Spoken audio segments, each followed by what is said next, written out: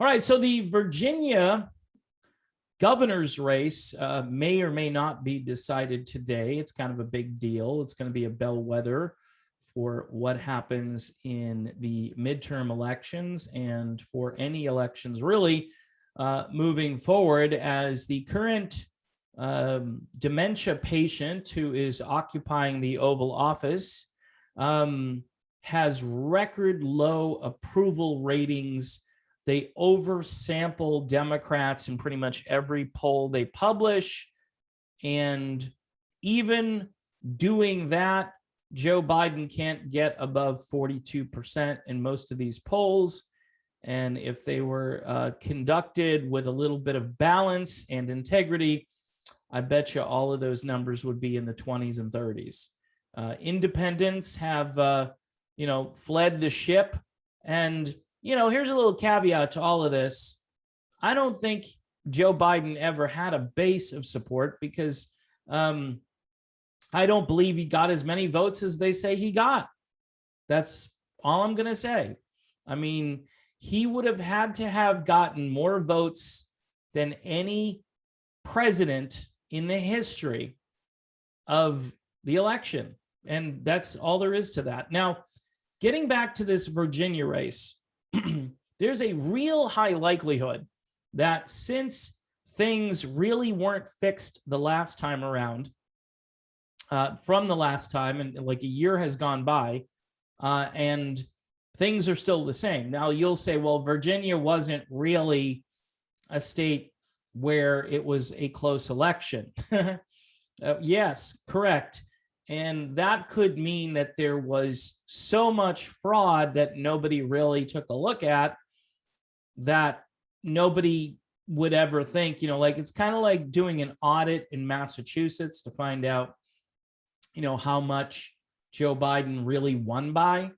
I mean, he probably still won the state, but he probably didn't win by the margin that was posted. Of course, Massachusetts is the same state that deleted all of Dr. Shiva's votes. If you know that situation, they're supposed to keep the images, ballot images, and they just deleted them all. So this is what we're dealing with. We are dealing with a flawed, corrupt, and quite honestly, evil election system. By the way, this has nothing to do with voter ID. Virginia has like 45 days worth of early voting. Who does that favor? Doesn't favor the common person. It favors people who are going to rig the election. A lot of people take time out of their schedule on the Tuesday where they're supposed to vote, and they actually go vote. They want to feel as though they're doing their civic duty. They don't want to mail in a ballot because who knows if that ballot's even going to get where it's supposed to get. They don't want to use a drop box because we don't know where those drop boxes might end up, and how then are those votes counted and sorted, and really the whole thing is super corrupt. So here's my little prediction today, and it's not a tough prediction.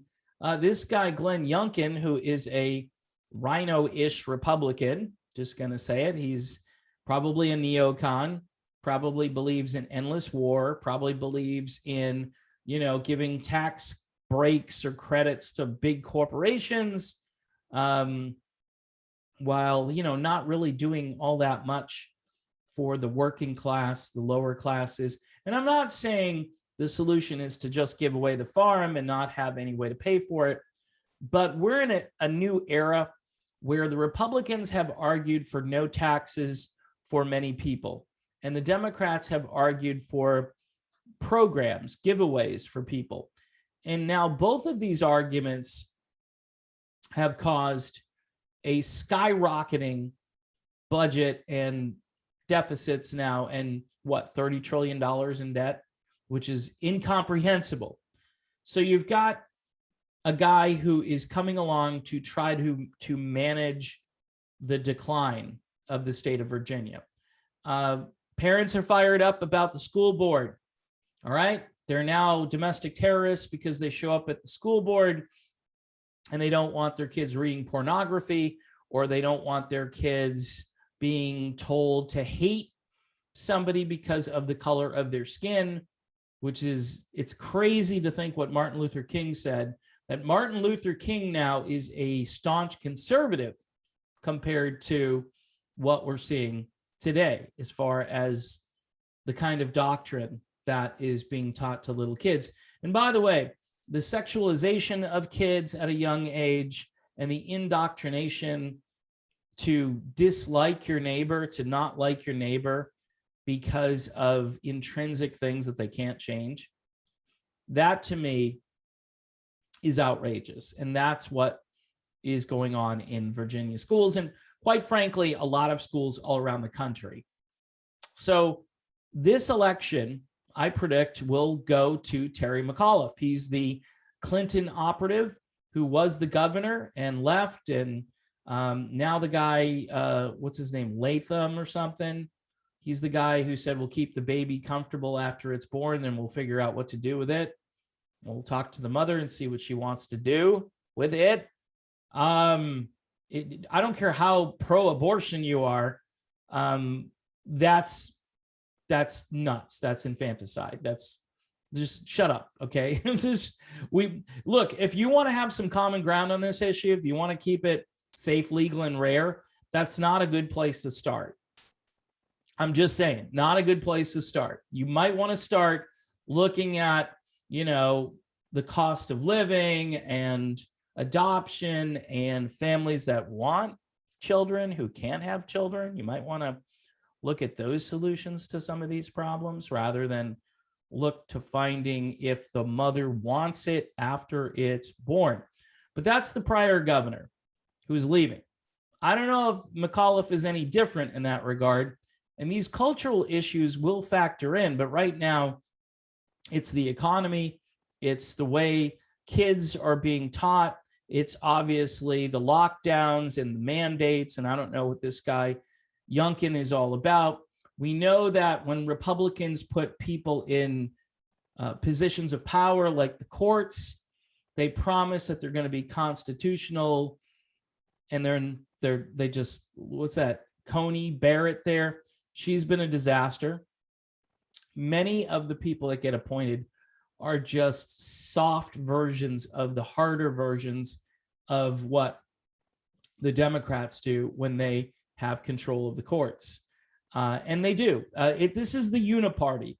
This is basically saying to voters, look, this guy McAuliffe is the worst of the worst. Our guy is less than the worst of the worst, so vote for him. And I think a lot of people are so desperate that they will go out and vote for Youngkin. The question is, will those votes be counted? And the system, which is still corrupt with 45 days of early voting, and again, we don't know how these votes are going to be tabulated. Are there poll watchers everywhere? Is this a secure vote? My guess is it's no more secure than what happened in 2020. So as using that as like a predictive model, I would say that when you wake up, Terry McAuliffe will have won and he will be the governor of Virginia. Now, what also could happen is Youngkin could have a lead tomorrow, right? He could have a lead that ends up evaporating over time, just like what happened to Donald Trump. And there's so many people in the country that, you look at the bar graph and they just go, oh no, just all these votes went to Biden at the end. That makes perfect sense. That every vote went to Joe Biden. A lot of mathematicians have said that's impossible. It's mathematically impossible. But Virginia, smaller state, it technically is a blue state because of all those areas right around Washington, D.C., some of the most wealthy counties in the entire country. And where are they located?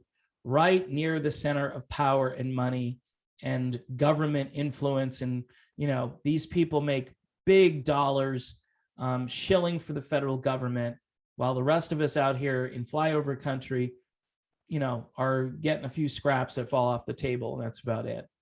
So that's my analysis. It's not anything just groundbreaking, but I am going to make a prediction. Honestly, it would be cool if Youngkin won and he actually became like a libertarian or governed more libertarian, more conservative in some areas, but just didn't become a shill for the Republican establishment, because I think that's where he's going.